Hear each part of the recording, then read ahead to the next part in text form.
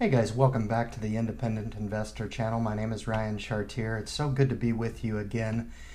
Just imagine for a second that of all the people that I speak with on a day-to-day basis, I find that there's a common theme, in really trying to understand, where people are coming from in their psyche when it comes to investing. And I find that a lot of people really get kind of defensive when we start to talk about finances, or they really don't want to ask a whole lot of questions, or they feel bad about potentially not being invested, or perhaps they just want to keep everything the same. Okay, just imagine for a second, and investing and changing when it comes to finances is a really difficult thing. Okay, and a lot of what I find is people's inner barriers really are the one to blame a lot of the time, in that folks just don't want to take just a step back and kind of listen to what other people are saying, or ideas. They just want to stay the course. And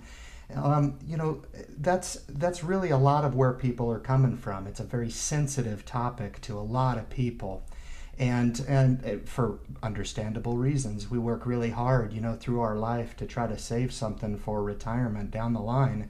And really the last thing we want to do is try to right a ship when we're under the impression that everything is okay. And just imagine for a second that you could, imagine yourself in retirement, and, you could sit down on redemption day and say, okay, I've been able to accumulate, however much money it is. Let's say, for the sake of example, it will be $1 million, okay? Depending on how young you start in your life and how much you're willing to contribute, $1 million is actually extremely reachable for a lot of people. Working class people, it doesn't matter. It's an achievable amount.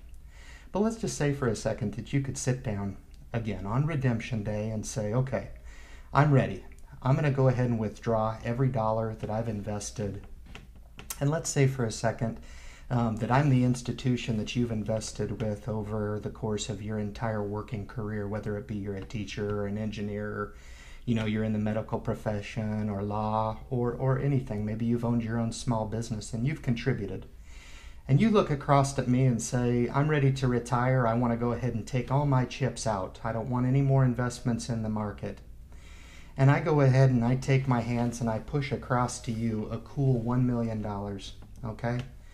And you think, wow, I worked hard, I'm proud, I've got my $1 million, I'm good to go. And I say, hold on just a second. Wait just a second.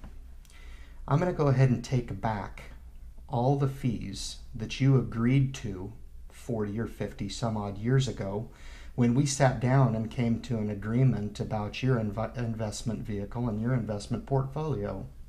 What I'm going to do is I'm going to reach back across the table, and I'm going to pull back 60% of your hard-earned dollars, okay?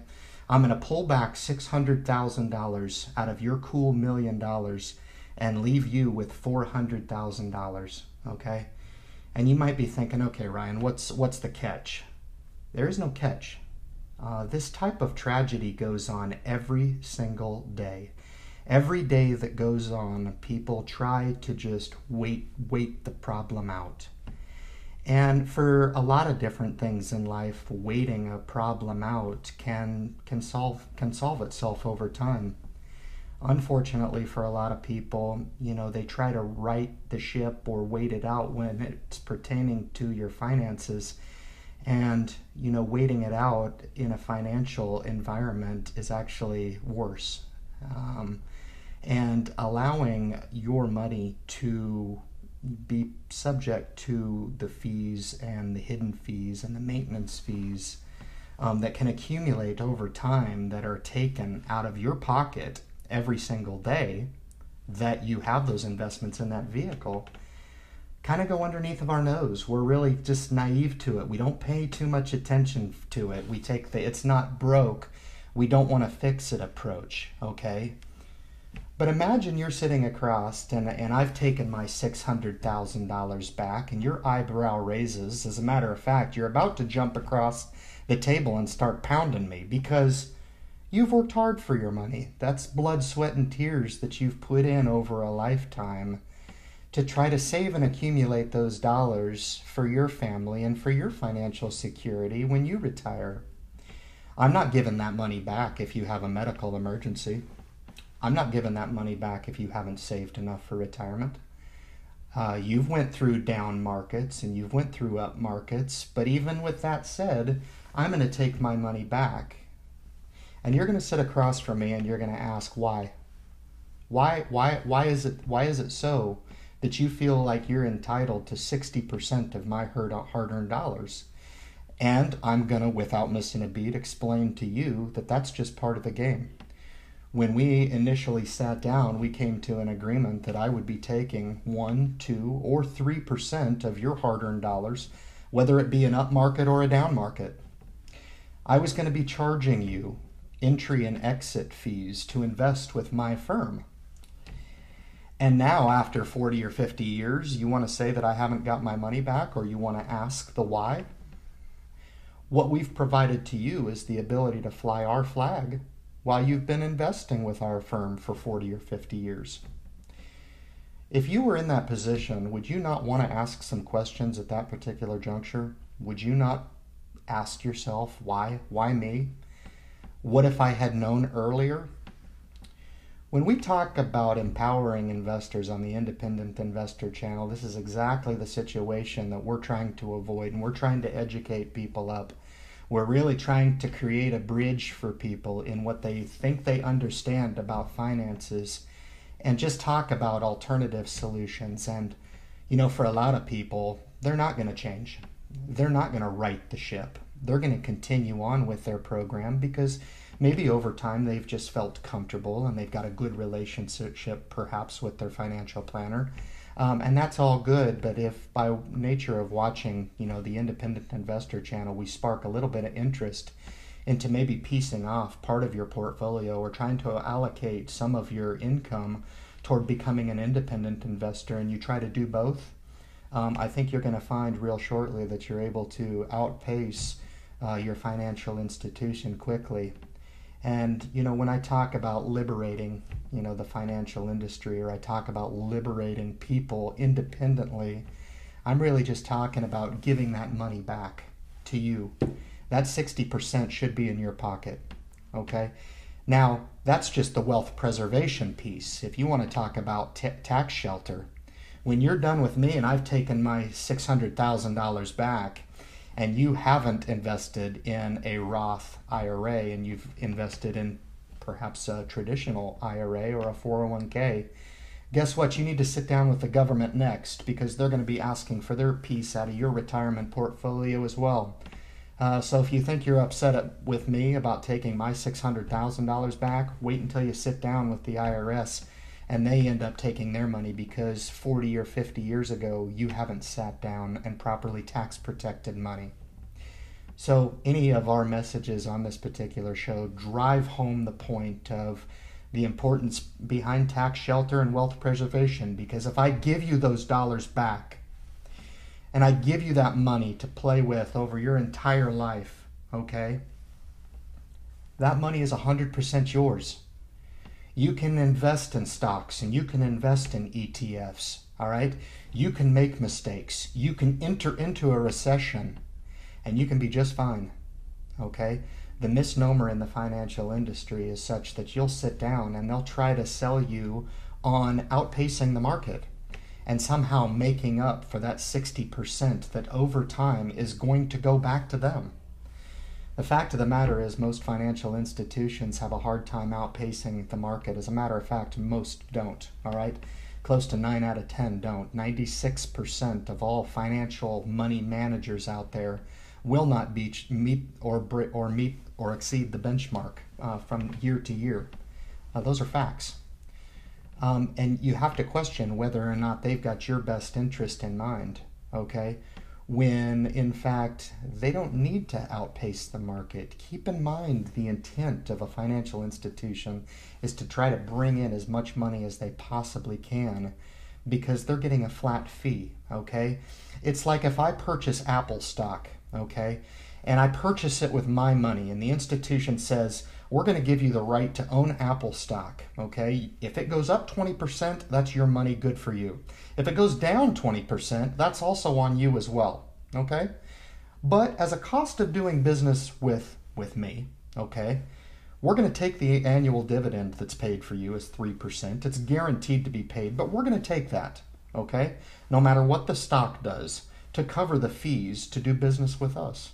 And over time, the effect of that 3% is not going to be felt by me, all right? It's going to be enjoyed by us.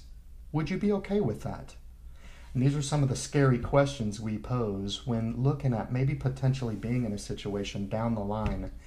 And you don't want to have to answer these questions too late when you're sitting there trying to understand why you're not in a position of more wealth someday. You question later on in life why you didn't make those, the moves earlier on in your investment career, because they can be critical. And at that point in your life, really, it could be too late to right the ship at that particular time. And any time is a good time to start reevaluating maybe where you're coming from in your financial future and your financial situation, especially the vehicle that you're invested in. Okay. We advocate for the independent investor, and like I said, if you've listened to the introduction to this particular channel, we've given you back that 60% now to work with. Okay, now what do we do with it? It's like, okay, Ryan, I don't understand. We have a self-directed account. Now it's all on me. Okay, I don't have a financial planner to bounce off ideas off of. Yeah, but you have the potential is 100% on your side. Okay. Any money that you realize going forward is going to be yours to keep, all right? So how do we approach this? How do we approach this in a careful and calculated manner? The number one people everybody tells me about if they could change one thing in their life, finances come up more often than not, right? Relationships and finances, those are the two things that I hear most often than not when people are looking for advice or they're looking for a little bit of help, all right? This is how you can liberate and take a piece of that back.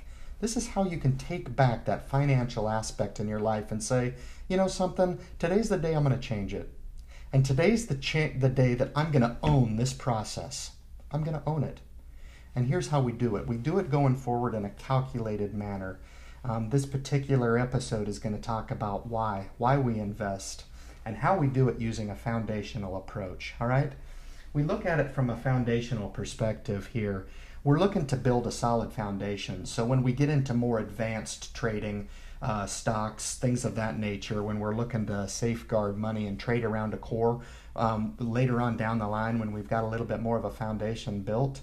But we start slow and we start foundationally. If you've tuned into my previous videos, you say, okay, Ryan, I've got this independent account started. Now what do I do? Here's what we do. We look at it from a three-tier structure, all right?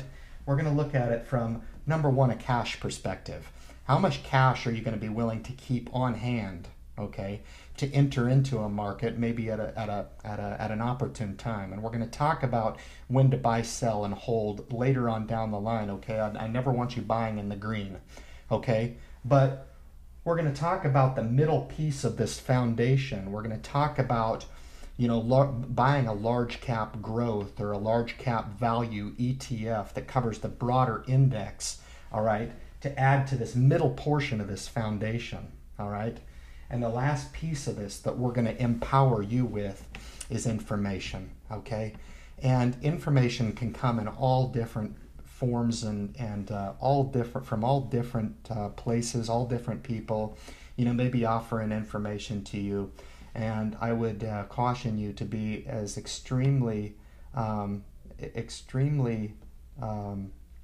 careful with the information that you're willing to take and employ. All too often I hear, advice that's going out online and people just take it and they buy whatever somebody's saying to buy. That's really not the cautious approach that we're looking to take, because if I'm looking to empower you, then I would expect that you're the one that you trust more than anybody, not anybody that you're looking to seek out and maybe, pull a piece of good information from online, okay? So this is the foundational piece here. And now that I've given you that, 60% back to work with over time, now we can carefully start to enter the market and tax protect and wealth preserve for you going forward. I hope you've enjoyed the video. This was just a quick 15-minute financial piece. Please tune in for future videos. Hit the thumbs up button if you've enjoyed the message. Subscribe to the channel so you're notified about any time I put videos online. I'm going to be aiming for 2 or 3 a week to start, and hopefully we can start to foundational build together. Listen, thank you so much for joining, and good luck in your investment future.